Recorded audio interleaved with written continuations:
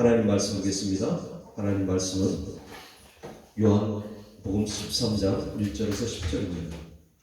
좀 긴데 천천히 같이 한 목소리 읽겠습니다. 시작. 6월절 전에 예수께서 자기가 세상을 떠나 아버지께로 돌아가실 때가 이른 줄 아시고 세상에 있는 사람들을 사랑하시되 끝까지 사랑하십니다. 마귀가 벌써 시몬의 아들 가롯 유다의 마음에 예수를 팔려는 생각을 넣었더라. 저녁 먹는 중 예수는 아버지께서 모든 것을 자기 손에 맡기신 것과 또 자기가 하나님께로부터 오셨다가 하나님께로 돌아가실 것을 아시고 저녁 잡수시던 자리에서 일어나 겉옷을 벗고 수건을 가져다가 허리에 두르시고 이에 대야에 물을 떠서 제자들의 발을 씻기시고 그 두르신 수건으로 닦기를 시작하여 시몬 베드로에게 이르되 베드로가 이르되 주여 주께서 내 발을 씻으시나이까. 예수께서 대답하여 이르시되 내가 하는 것을 내가 지금은 알지 못하나 이후에는 알리라. 베드로가 이르되 내 발을 절대 씻지 못하시리이다. 예수께서 대답하시되 내가 너를 씻지 아니하면 내가 나와 상관이 없느니라. 시몬 베드로가 이르되 주여 내 발뿐 아니라 손과 머리도 씻어 주옵소서. 주께서 이르시되 이미 목욕한 자는 발밖에 씻을 필요가 없느니라. 온몸이 깨끗하니라. 너희가 깨끗하다 다는 아니라 하시니 이는 자기를 팔 자가 누구인지 아십니다. 그러므로 다는 깨끗하지 아니하다 하시니라. 아멘. 오늘 말씀은 예수님의 행하심으로의 유언, 예수님의 행하심으로의 유언이라는 말씀을 가지고 우리가 같이 은혜를 나눠보려고 합니다. 오늘은 종려절입니다. 종려절이 뭡니까? 예수님이 예루살렘에 입성할 때에 종려나무 가지를 꺾어서 바닥에 깔고 호산나 호산나 다윗의 자손이여 라고 부르짖었던 그 날이 오늘이 되겠지요. 호산나 호산나 나를 구원하소서 나를 구원하소서 부르짖었던 예루살렘의 이스라엘 백성들의 목소리가 지금 설교 말씀을 통해서 들려져야 됩니다. 우리 오늘 13장 말씀을 보면 우리 세족식에 대해서 이야기를 하고 있죠. 많은 사람들이 세족식에 대해서 이야기를 하고 있는 모습은 뭐냐면 낮아지고 섬김에 대한 이야기를 합니다. 그런데 오늘 저는 좀 다른 관점에서 보려고 합니다.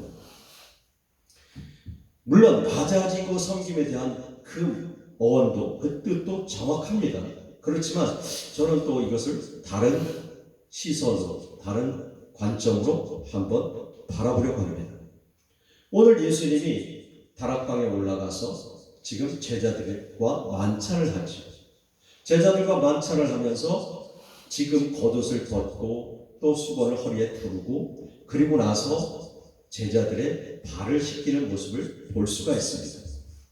지금 왜 예수님께서 지금 제자들에게 발을 씻기고 있을까?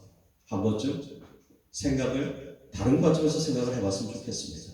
물론 낮아짐의 본을 보이신 건 맞고 또 섬김의 본을 보이신 건 맞지만 또 다른 관점에서 보면 어떤 모습이 있는지 한번 나눠보길 원합니다. 지금 보니까 3절에 뭐라고 하냐. 저녁 먹는 중 예수는 아버지께서 모든 것을 자기 손에 맡기신 것과 또 자기가 하나님께로부터 오셨다가 하나님께로 돌아가신 것을 아시고 4절 저녁 잡수시던 자리에서 일어나 겉옷을 벗고 수건을 가져다가 허리에 두르시고 이렇게 얘기하죠. 지금 겉옷을 벗고 이렇게 얘기하죠. 결국은 예수님도 인간의 모습으로 오셨습니다. 그렇죠? 사람의 모습으로 사셨죠. 그런데 이제 겉옷을 벗으신 것입니다. 뭘 벗었다고 생각할 수 있습니까? 세상의 옷, 육신의 옷을 벗은 것으로 표현할 수가 있을 것입니다. 그리고 수건을 가져다가 허리에 두르고 이렇게 얘기하시죠. 이것은 우리가 표현할 때 믿음의 띠를 둘렀다라고 생각해 볼 수 있죠. 그러면서 5절에 뭐라고 하냐면 이에 대야에 물을 떠서 제자들의 발을 씻기시고 그 두르신 수건으로 닦기를 시작하여 이렇게 얘기합니다. 대야에 물을 떠서 라고 얘기하죠. 물은 어떤 뜻을 가지고 있나요? 깨끗함을 가지고 있죠. 성결함을 가지고 있죠. 청결함을 가지고 있습니다. 지금 예수님께서는 물을 떠서 제자들의 발을 씻긴다는 것은 예수님께서 지금 그 죄악에 우리가 세상에 죄를 밟고 다녔잖아요. 세상 사람의 모습으로 살았잖아요.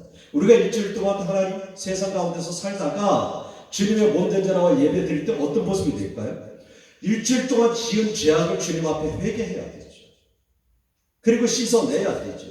지금 여기서 예수님께서는 제자들의 죄를 물로 씻어내는 그 모습을 이야기할 수가 있을 겁니다. 그러니까 베드로가 뭐라고 그러냐면 6절에 보니까 시몬 베드로가 이르되 베드로 주여 주께서 내 발을 씻으시나이까? 예수께서 대답하여 이르시되 내가 한 것을 내가 지금 알지 못하는 이후에는 아니라 하죠. 베드로는 단지 발 씻기는 것만 생각하는 거예요. 감히 내 발을 예수님께서 어떻게 씻으려고 하십니까? 절대 그러시면 안 됩니다 라고 이야기를 하죠. 그때 8절에 뭐라고 하냐면 베드로가 이르되 내 발을 절대 씻지 못하시나이다 라고 얘기할 때 예수께서 대답하실 때 내가 너를 씻어주지 아니하면 내가 나와 상관이 없다는 거죠. 자, 여기서 우리가 생각해 볼 건 우리가 죄에서 깨끗하지 못하면 하나님과의 관계가 끊어지는 겁니다. 그래서 날마다 회개함으로 죄를 씻어내라고 지금 이야기하고 본을 보이는 거죠. 그래서 9절 10절에 뭐라고 얘기하냐면 시몬 베드로가 이때 그러니까 뭐라고 주여 내 발뿐 아니라 손과 머리도 씻어 주옵소서. 그러니까 10절에 예수께서 이르시되 이미 목욕한 자는 발밖에 씻을 필요가 없느니라. 온몸이 깨끗함이라 너희가 깨끗하다 하나 다는 아니라. 이미 하나님의 자녀가 되어졌죠. 예수를 믿지요. 그런데 우리가 다 깨끗한 건 아니에요. 왜요? 세상 속에 살아가면서 온갖 더러움을 접하고 살아가지요. 그리고 또 더러움 속에서 살아갑니다. 죄악을 범하면서 살아가죠. 마음속으로 지은 죄, 생각으로 지은 죄 많이 있잖아요. 그러니까 깨끗하지 못하다고 이야기합니다. 그러면서 깨끗하지 못한 자를 누구 얘기를 하냐면 11절에 보면 자기 팔자가 누구인지 아십니다. 그러므로 그 다는 깨끗하지 않으리라. 왜 가룟 유다가 깨끗하지 않을까요? 생각 속에 이미 마귀가 그 안에 들어가서 예수님 팔 생각을 넣었기 때문에 깨끗하지 않은 거죠. 그렇다면 우리는 이제 고난주간을 앞두고 정말 회개함으로 그동안 세상 가운데 죄악들을 다 씻어내야 되겠죠.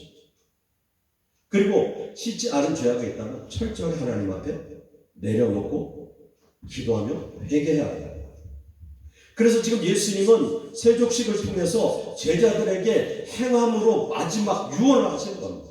몸소 실천함으로써 마지막 유언을 행하시는 거죠. 그래서 이 모습을 통해서 우리가 깨달아야 될 건 무엇일까? 예수님께서 제자들에게 마지막으로 부탁하고 있는 게 무엇일까? 한번 생각해 보자는 거죠. 첫째는요, 죄에 더러워진 모습으로 살지 말고 성결하고 정결한 삶을 살라는 것입니다. 지금 청결이라고 얘기하는 것은 헬라어로 카타로스라고 얘기합니다. 깨끗함, 순결함, 정결이라고 얘기하죠. 그렇다면 성결은 뭐냐면 우리의 영혼, 육이 깨끗한 상태를 이야기하죠. 세상 가서 더럽혀지지 않고 정말 깨끗한 상태.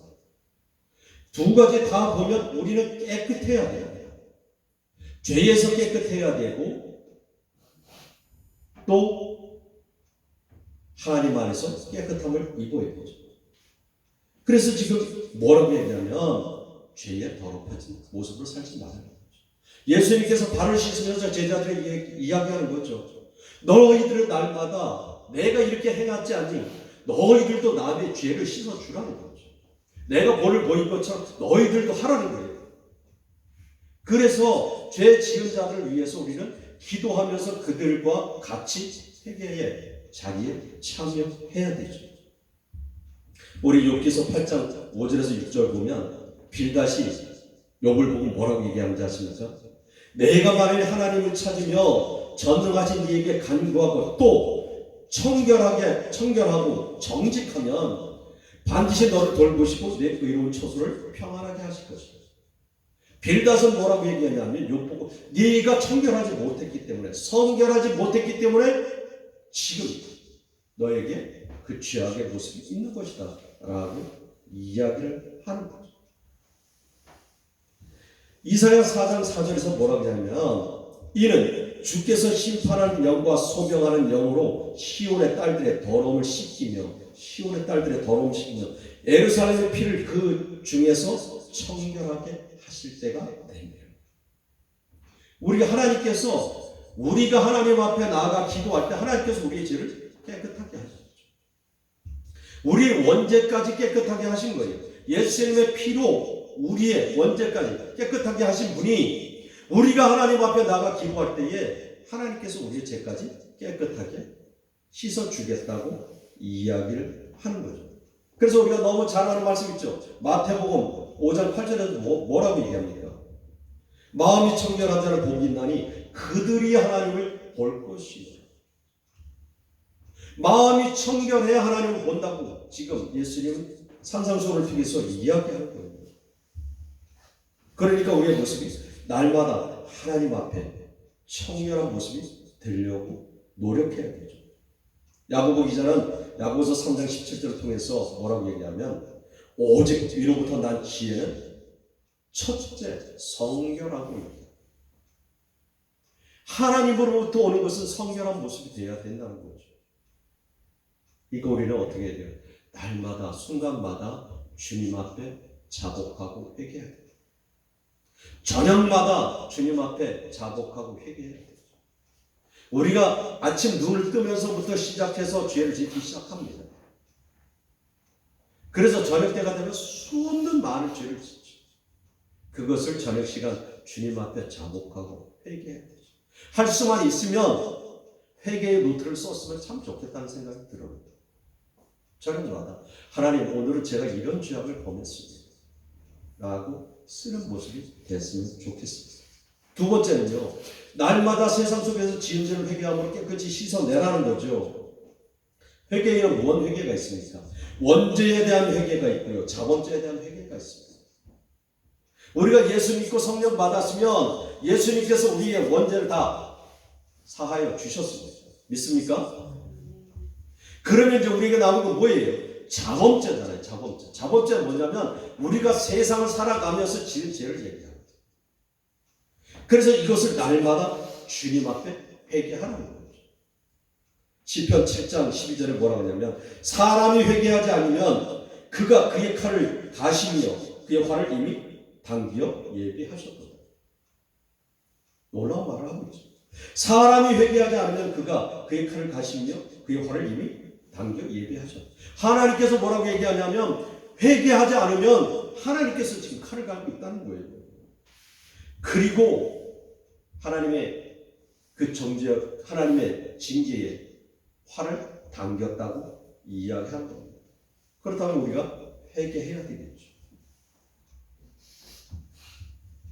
에스겔서 18장 30절에 이렇게 얘기해요. 주 여호와의 말씀입니다. 이스라엘 족속아, 내가 너희 각 사람이 행한 대로 심판할지니라.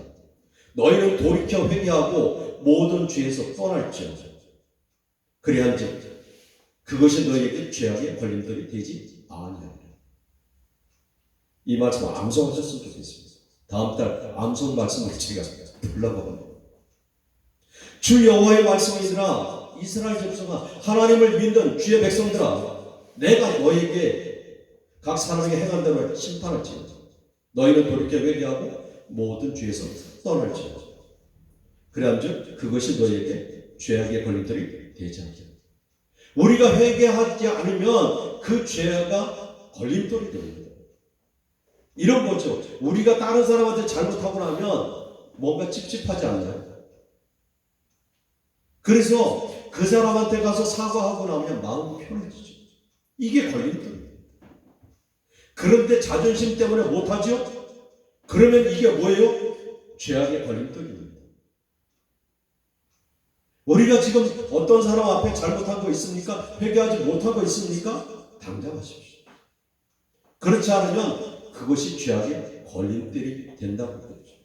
어떤 모습 때문에 우리가 회개하지 못합니까? 로마서 2장 5절에서 정확하게 이야기하고 있죠. 다만 내 고집과 회개하지 아니한 마음을 따라 이렇게 얘기하죠. 진노의 날 곧 하나님의 의로우신 심판이 나타나는 그날에 이발 진노를 내가 쌓는 거예요. 하나님의 진노를 쌓는 거예요. 회개하지 않으면. 왜 회개하지 않냐? 내 고집 때문에, 내 자존심 때문에 회개하지 않는 거죠. 그러니까 우리는 하다못해 어린아이한테 잘못했어도 잘못했다고 회개해야 돼요. 내가 너한테 잘못했어. 미안해. 나 좀 용서해 주겠니? 그럴 때 상대방에서 괜찮아요 까지 응답을 받아요. 그래야 하나님이 그것을 다 용서하십니다. 예수님께서 얘기하죠. 하늘에서 매면 땅에서 매면 땅에서도 매일 것이요 하늘에서도 매일 것이요 하늘에서 매면 땅에서도 매인다고 얘기하죠. 우리가 땅에서 행하는 모든 것을 하나님께서 기억하시겠다는 거죠. 세 번째는요, 믿음을 굳건하게 하여 성령의 인도함 받는 삶을 살아가는 것입니다. 우리의 삶이 정말 성령의 인도함을 받는 삶을 살고 있는지 아니면 내 생각, 내 뜻대로 살고 있는지 한번 생각해보자. 우리는 다 성령 받은 사람입니다. 아멘이죠? 우리 안에 다 하나님 계시죠? 아멘입니까?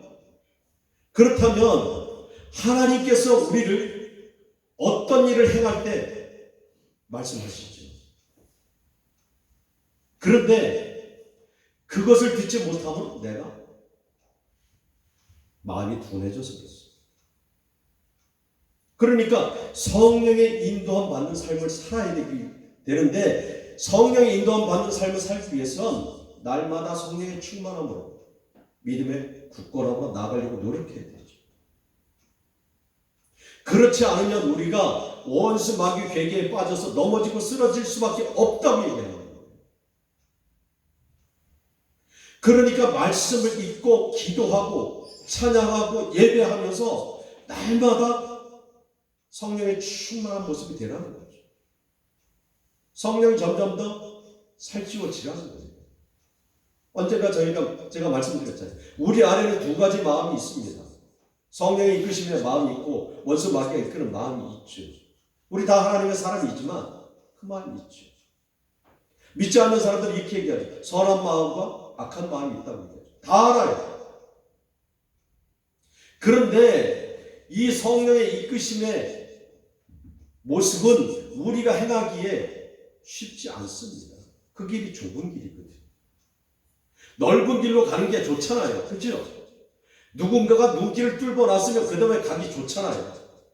내가 새롭게 눈길을 뚫고 가기가 쉽지 않아요. 그런데 그 길을 가라는 거예요, 성령께서. 그래서 그 길에 가기 위해서 어떠한 모습이냐? 날마다 말씀 읽고 기도하고 찬양하고 예배하는 삶을 살아요. 그렇지 않으면 우리는 그 길을 갈 수 없어요. 그래서 뭐라고 얘기하면 누가복음 21장 34절에서 너희는 스스로 조심하라고 하죠. 너희는 스스로 조심. 스스로 조심하지 않으면 방탕함과 술 취함과 생활의 염려로 마음이 둔해져 뜻밖의 그날이 덫과 같이 너희에게 임하리라. 뜻밖의 그날이 언제입니까? 원수 마귀의 계획에 넘어지고 쓰러지는 거죠. 하나님 이미 예수 만났다고 성령이 내 안에 있다고 내가 쓰러지고 넘어지지 않는다고 장담하지 마십시오. 목사님 저도 마찬가지고요. 권사님들 마찬가지고 집사도 마찬가지. 언제든지 우리는 넘어지고 쓰러질 수 있습니다. 마귀의 계획의 유혹에 넘어지고 쓰러질 수 있어요. 넘어지고 쓰러지지 않게 하기 위해서 깨어 있으라는 거죠. 기도하라는 거예요. 원수 마귀가 우리를 조종하지 않게 이끌고 가지 않게 깨어 있으라는 거죠. 그래서 우리가 암송 말씀 기억하시죠? 베드로전서 5장 8절에서 9절 같이 암송해 볼까요? 시작. 근신하라 깨어라. 너희 대적마귀가 자 37절을 참나니 너희는 믿음을 굳건하게 하여 이를 대적하라 라고 이야기하죠. 한 달에 하나씩 이혼을 앞서서 이제 이걸 12개를 해서 연말에 이제 암송을 하고 큰 상을 이렇게 주는 걸로 한번 해봐야 되겠습니다. 그래서 에베소서 5장 17절은 뭐라고 얘기하냐면 그러므로 어리석은 자가 되지 말고 오직 주의 뜻이 무엇인가 이해하라. 어리석은 자는 어떤데? 세상을 바라보는 자. 어리석은 자는 어떤 자냐면 시선을 세상에 두는 자입니다. 그래서 어리석은 자가 되지 말라고 얘기하는 거죠. 단지 주의 뜻이 무엇인지 분별하라는 거예요. 그 길은 쉽지 않습니다. 하나님의 길을 쫓아가는 건 쉽지 않지. 철로 역정을 통해서 우리는 한번 영화를 봤죠, 그죠?